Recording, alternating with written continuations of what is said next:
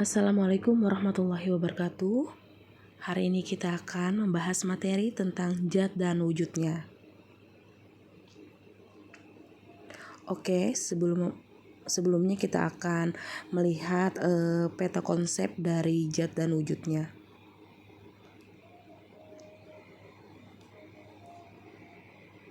Zat terbagi menjadi dua, wujud dan sifatnya. Wujud ada menjadi tiga, padat, cair, dan gas.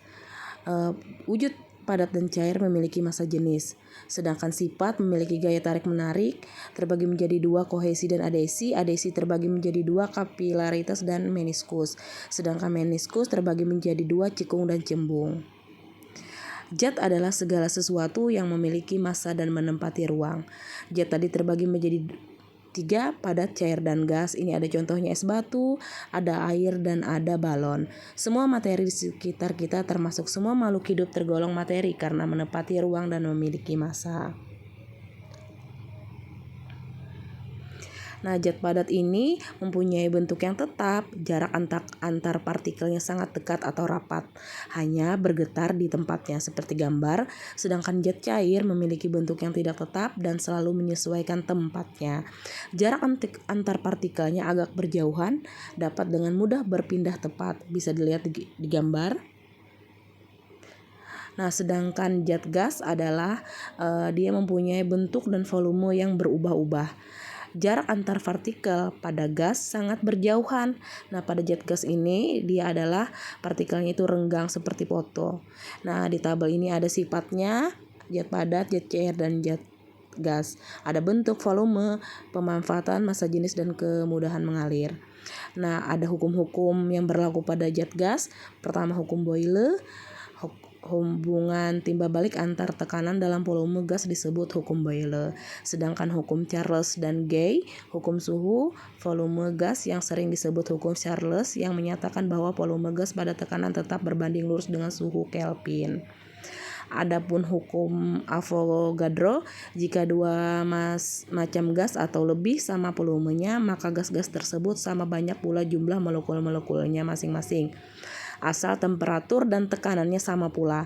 Ada juga hukum persamaan dan hukum gas ideal. Lalu hukum yang selanjutnya itu hukum Dalton tentang tekanan parsial gas dan hukum Amagat.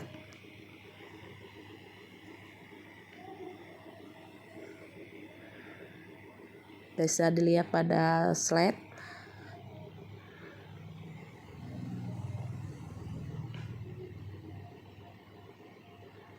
Lalu hukum selanjutnya itu hukum Graham. Hukum difusi dan efusi menyatakan bahwa pada suhu dan tekanan tetap, kecepatan difusi dan efusi gas berbanding terbalik terhadap akar pangkat 2 dari kerapatannya.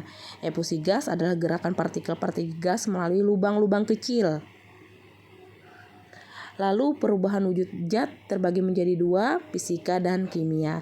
Perubahan fisika merupakan perubahan pada zat yang tidak menghasilkan zat jenis. Sedangkan perubahan kimia adalah perubahan zat yang menghasilkan zat jenis baru. Nah, macam-macam perubahan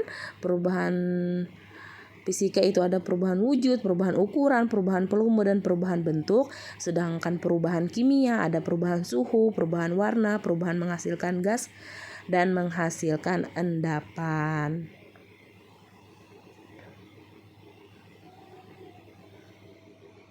Lalu macam-macam perubahan fisika tadi ada perubahan wujud, perubahan ukuran, perubahan volume, perubahan bentuk, dipecah, dipotong, digiling, penyusutan, dipukul, diremukkan. Sedangkan perubahan wujud membengkak, mencair, menguap, mengembun, mengkristal, dan menyublim. Nah, ini ada gambar perubahan wujud dari padat ke gas ke cair, itu ada menyublim, ada mengembun, ada mencair. Dan ini ada contoh-contohnya serta gambarnya. Membeku, mencair, menguap, mengembun, mengkristal, dan menyublim. Padat menjadi gas, gas menjadi padat. Adapun juga perubahan fisika tadi adalah perubahan perubahan wujud, perubahan ukuran, perubahan volume, perubahan bentuk. Nah, ini ada contohnya. Kalau dipecah, dipotong, digiling, penyusutan, dipukul, dirembukan, mereka tetap tidak memiliki zat baru. Ini ada contohnya seperti gambar di sini. Nah, sedangkan perubahan kimia itu ada perubahan suhu, perubahan warna, perubahan menghasilkan gas, menghasilkan endapan. Nah, ini ada contohnya, gambar-gambarnya. Karena perubahan kimia tadi menghasilkan zat baru, maka dia akan berubah. Dia akan menghasilkan zat baru. Adapun gaya tarik-menarik ini terbagi menjadi dua, yaitu kohesi dan adesi. Kohesi gaya tarik-menarik antara molekul yang sejenis, sedangkan adesi gaya tarik-menarik antar molekul-molekul zat yang tidak sejenis. Jadi kohesi ini sejenis, adesi ini tidak sejenis. Contohnya ada di paparan.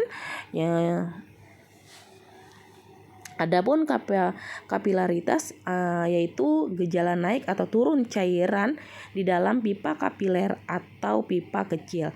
Nah, contoh dalam kehidupan sehari-hari adalah naiknya air dari akar melalui pembuluh kayu pada batang tumbuhan, tinta cair yang diserapkan kapur tulis, dan lain sebagainya.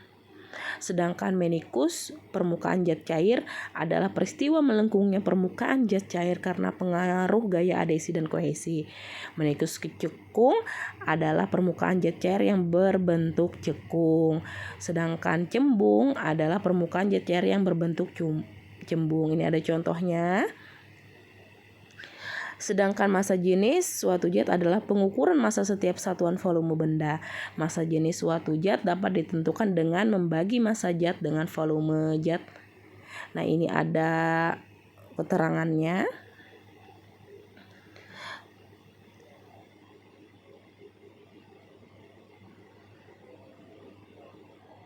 Nah, ini ada nama-nama zatnya, kalian bisa lihat ada air, alkohol, air raksa, aluminium, besi, emas, kuningan, platina. Massa jenisnya juga ada di tabel. Nah, menentukan massa jenis zat padat. Zat padat dengan berbentuk teratur. Bisa dilihat di tabel nama zat dan massa jenisnya. Sedangkan zat padat dengan bentuk tidak teratur. Bentuk tidak teratur meliputi benda-benda yang akan sulit dihitung volumenya dengan menggunakan rumus matematika. Karena untuk mengetahui massa jenisnya dapat dilakukan dengan beberapa langkah sebagai berikut. Mengukur massa benda tersebut, mengukur volume, menentukan massa jenis zat. Lalu menentukan massa jenis zat cair. Untuk menentukan massa jenis dari suatu zat cair dapat menggunakan alat yang disebut hidrometer. Jadi nanti untuk mengetahui massa jenis zat cair kita menggunakan alat yang bernama hidrometer. Hidrometer ini memiliki skala massa jenis dan pemberat yang dapat membuat posisi pengukurannya. Nah, penerapan konsep massa jenis dalam kehidupan sehari-hari. Ada kapal selam.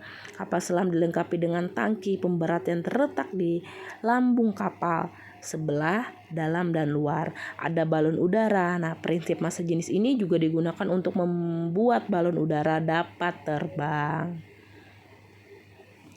Adapun di ban karet biasanya digunakan untuk berenang dan membantu kecelakaan angkutan air. Ada transportasi tradisional, sarana transportasi tradisional seperti sampan. Ada pesawat terbang, ada air minum dingin.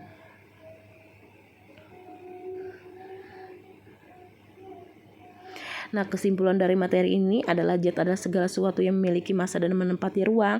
Zat murni hanya tersusun dari satu jenis zat dan sering disebut dengan zat, sedangkan campuran merupakan materi yang tersusun dari dua atau lebih zat. Wujud zat dapat berubah karena dipanaskan atau didinginkan. Perubahan fisika merupakan perubahan yang tidak menghasilkan zat jenis baru, sedangkan perubahan kimia perubahan yang menghasilkan zat baru. Terima kasih sudah menyaksikan video ini. Sangat banyak kekurangannya, tetapi insya Allah bisa dilihat dari materi ini. Insya Allah akan sambil dibaca sambil dipahami, insya Allah akan paham dan insya Allah akan mengerti.